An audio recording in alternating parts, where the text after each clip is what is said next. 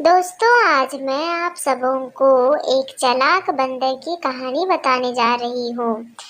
एक नदी के किनारे एक पेड़ था। वह पेड़ में बहुत सारा अच्छे फल लगते थे और उसी पेड़ में एक बंदर रहता था। उस पेड़ का फल बहुत मीठा था और उस मीठे फल को बंदर खाकर बहुत मस्ती से रहता था। एक दिन की बात है, उस नदी में एक मगरमच्छ भी रहता था।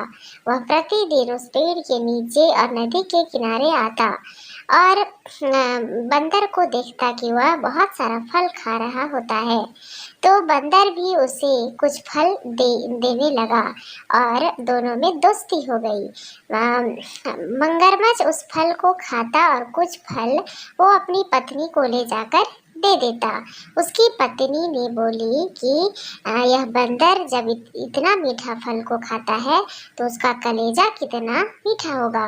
तुम जाओ और उस बंदर को मेरे लिए लाओ, मैं उस बंदर को खाऊंगी। इतने में मगरमच्छ वहां गया और बंदर को अपने घर दावत में खाने के लिए बुलाया। बहुत सारा बहाना बनाया और बंदर को अपनी पीठ पर बैठा लिया और फिर अपनी पत्नी के पास ले चला। परंतु रास्ते में जब वो ले जा रहा था तो वह सच्चाई को बता दिया कि उसकी पत्नी उसका कलेजा खाना चाहती है। और फिर बंदर आश्चर्यचकित हो गया। इतने में तुरंत बंदर मगरमच्छ को बोला कि भाई मगरमच्छ, मैं तो अपना कलेजा घर में पेड़ में छोड़कर आया हूँ।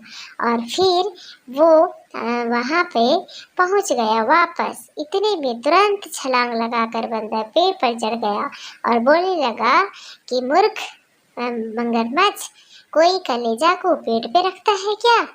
तुम महामूर्ख निकले। अब मैं तुम्हारे साथ कभी नहीं जाऊंगा।